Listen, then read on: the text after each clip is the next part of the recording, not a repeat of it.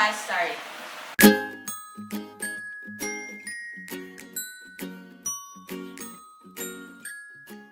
I started baking when I was in elementary. We were actually doing pastillas, polvorons, and we were trying to sell that in school. First pastry that I did was brownies and food for the gods.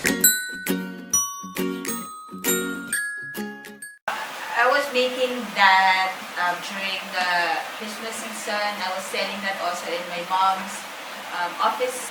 The first time I sold was around December, November 1996. I was selling about 50 boxes in a day because some of the suppliers that my mom's office found where she was in, they were ordering for me and they were giving it out as presents also.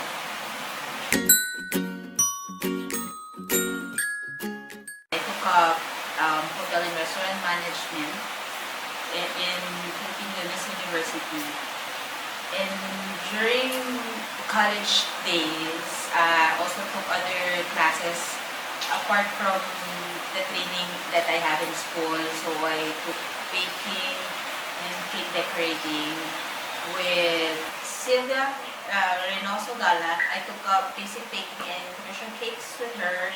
And then I also took workshop with Mrs. Adelina Florendo. I took up basic cake decorating, advanced cake decorating, and other gum paste flowers. And I went to every season. And I also had a workshop with Mr. Chef Dignagere. And some of the pastry chefs that I looked up to are Anna Olsen, Jacques Torres, Kelgan, Adriana Zumbo. I love baking more than cooking because I cook, but in baking, I can do different things. I can do art, I can do combinations of flavors, I can do savory, I can do sweets, I can also do vibrant colors with those decorations. The mixing process, the reaction of each ingredient to another ingredient. I love the smell of each ingredient, the butter, the chocolate. I can smell it. I can even taste the smell of each ingredient. That's what I love about baking.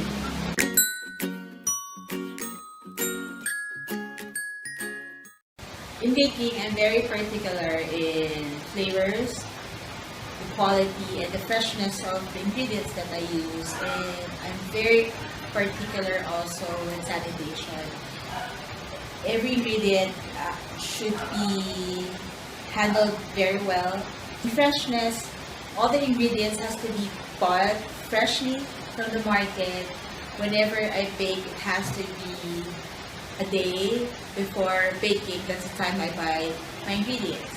Quality, it has to be of good quality, hindi lang basta-basta na ingredients.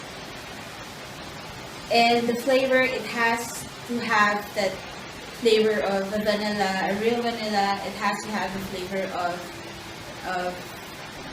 mangoes, a real mango, not just the flavoring. And everything has, the sweetness has to come from the ingredients like the mango, not from too much sugar, not from adding too much color, food coloring, but the color from the natural fruits.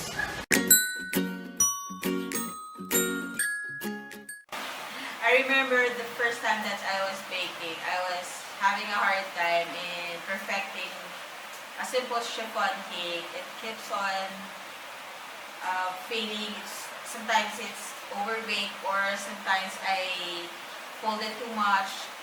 It became too jelly at the bottom of the cake. And then when I was starting also decorating, some of my icings are not stable. I was trying to do also boiled icing. It's usually the malus icing that we know now. It's not that stable. It keeps on collapsing. My cakes keeps on collapsing. And another one was I was able to finish my cake, but when I get to the venue, my friend's wedding, I just saw the top layer of the layered cake was sliding off, so I had to do remedio with the cake so it would look good. Good thing I have extra icing, extra flour. First equipment or first tools that I have in baking was, of course, baking pan and a hand mixer. That's the very first thing that I had when I started baking. When I was starting, I would always let my friends taste what I'm doing, the cakes that I'm doing. I would always give samples, and then I would ask my family to taste it, and then eventually my friends would ask me if I could bake for them. For their mom's birthday, or for their dad's birthday, or a friend's birthday, or even simple handaan. And then I thought, why not turn this into a real business? Why not do it seriously?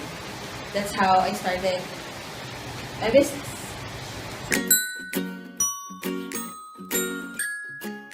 First customized cake that I did was for my cousin. I did a 1-layer rectangle cake.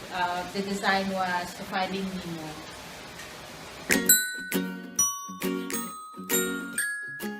Our first order for me is actually mini cakes. Those are the brownies and food for the nuts. That was 1996.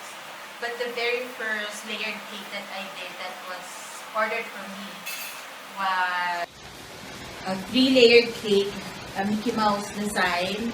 It's for 1-year-old for my friend. It was around 1998, I guess. First thing I bought was an electric knife because I really needed to have a precise cut for my brownies. Another one, a stand mixer, a kitchen aid. I bought that because it will help me in my production. It will maximize my time. The most remarkable and unforgettable customized cake that I did was my cousin's wedding cake. It's 3-layer cake. It's a fondant cake, white fondant cake. It's decorated with white roses. I just love the simplicity of white fondant, the swags of the fondant, the fresh flowers. It's just simple and elegant. My dream cake would be a layer of vanilla cake, and then layers of passion fruit curd. It has also mousse, vanilla mousse, and then topped with a mirror glaze, frosting on top, and it has to be levitating.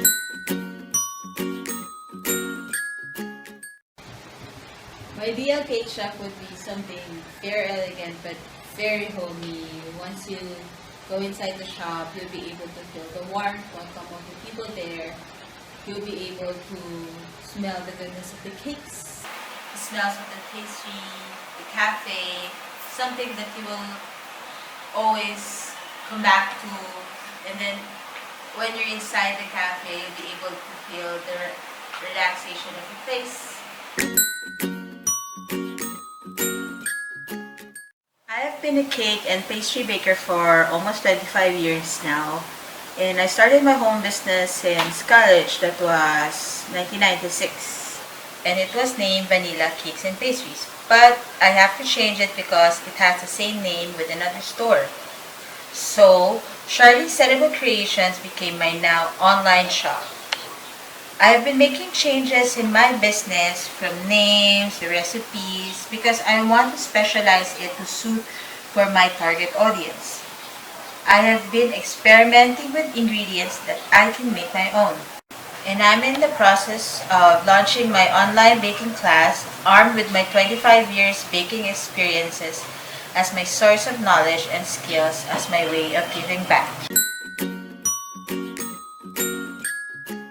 Discovering that I have this talent in baking, I have this talent in cake decorating.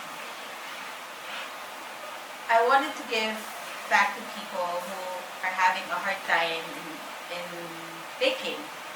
I wanted to give inspiration to also give back to other people who want to do this. Some for newbies, for aspiring bakers. I wanted them to be able to have fun in doing this. And when I was starting out, there isn't much videos that you can find online. You can, for you to be able to study on your own, you have to go to workshops. You have to attend seminars for you to be able to learn this. And one thing also, having a mentor in doing this, it will help you enhance your craft and you will have less mistakes. Having a mentor you'll be able to venture in a lot of things.